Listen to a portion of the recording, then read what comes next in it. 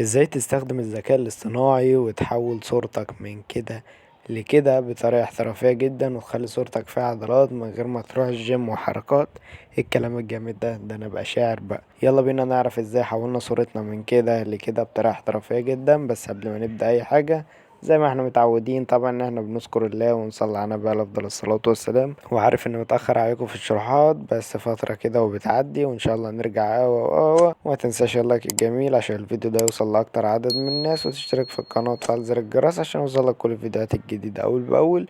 ومن غير كلام كتير يلا بينا نخش في شرح فيديو النهاردة على طول. اول حاجة ندخل على المتجر بلاي او اب ستور عادي زي ما انتم شايفين كده. نمشي مع بعض واحدة واحدة، هندوس على جوجل بلاي اللي فوق دي ونعمل سيرش، طبعا نكتب تون مي، ده اسم التطبيق اللي احنا هنحمله عشان نعمل صورنا بالذكاء الاصطناعي بطريقة احترافية جدا.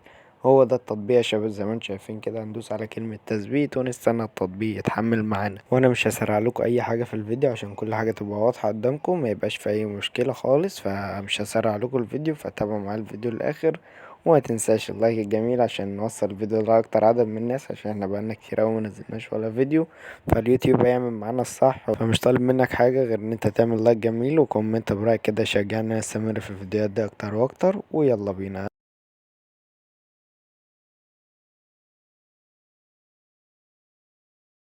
اول ما التطبيق بيحمل معانا بالشكل ده ندوس على كلمة فتح اللي هتظهر مكان كلمة تثبيت، وهيظهر معانا طبعا ايه التطبيق زي ما انتم شايفين كده. هنستنى طبعا التطبيق يفتح معانا زي ما انتم شايفين، كل حاجة واضحة قدامكم. مش هسرع لكم اي حاجة في الفيديو عشان كل حاجة تبقى قدامكم، ما يبقاش في اي مشكلة وانتوا بتعملوا الصورة معايا.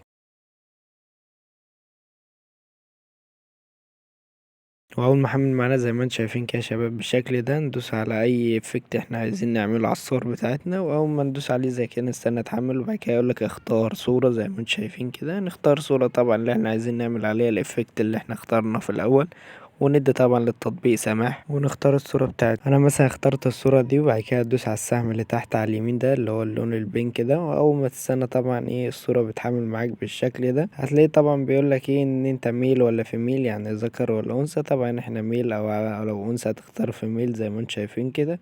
وهندوس عليها بالشكل ده ونستنى طبعا ايه ان الصورة تحمل معانا زي ما انتم شايفين كده.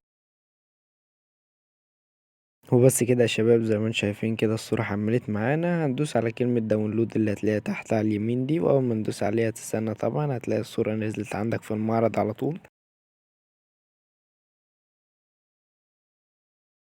وبس كده ابطال هتلاقي الصورة نزلت عندك على طول، ومش هتحتاج ان انت تعمل اي حاجة، وانشرها على مواقع التواصل الاجتماعي زي ما انت عايز، والناس كلها تسألك عملتها ازاي. اعمل شير الفيديو ده طبعا لكل اصحابك عشان يعملوا الصور زي ما انتم شايفين كده، ونعمل صور بعضلات وبتاع من غير جيم وحركات ومن غير ما نروح اي جيم. نعمل كل الصور بتاعتنا بقى بالذكاء الاصطناعي على طول. الذكاء الاصطناعي ده بصراحة عمل شغل جامد قوي. وبس كده يا ابطال، ده هيكون نهاية فيديو النهاردة، واتمنى الفيديو يكون عجبكم واستفدتوا منه. واتمنى تكتب لي رايك تحت في الكومنتات، رايك إيه في الفيديو، ولو في اي مشكله وقفت معاك اكتب لي تحت في الكومنتات او ابعت لي على الانستجرام هتلاقي اللينك في الوصف. ولو في أي مشكله هنحلها مع بعض ان شاء الله، ومفيش اي مشاكل وكل حاجه واضحه قدامكم. الشرح سهل وبسيط زي ما انتم شفتوا طبعا. ولو في اي مشكله عيد الفيديو تاني وتالت ورابع، وطبعا هتلاقي الفيديو اتعمل معاك على طول. وفي الفيديو ده ابطال حولنا الصوره من كده لكده بطريقه احترافيه جدا. وبس كده يا ابطال، ده هتكون نهايه فيديو النهارده، واتمنى الفيديو يكون عجبكم واستفدتوا منه. متنساش لايك جميل، كومنت جميل كده، تشترك في القناه، تفعل زر الجرس اهم حاجه عشان يوصلك كل الفيديوهات الجديده اول باول. وبس كده يا ابطال، ده هيكون نهايه فيديو النهارده، واشوفكم في فيديو جديد.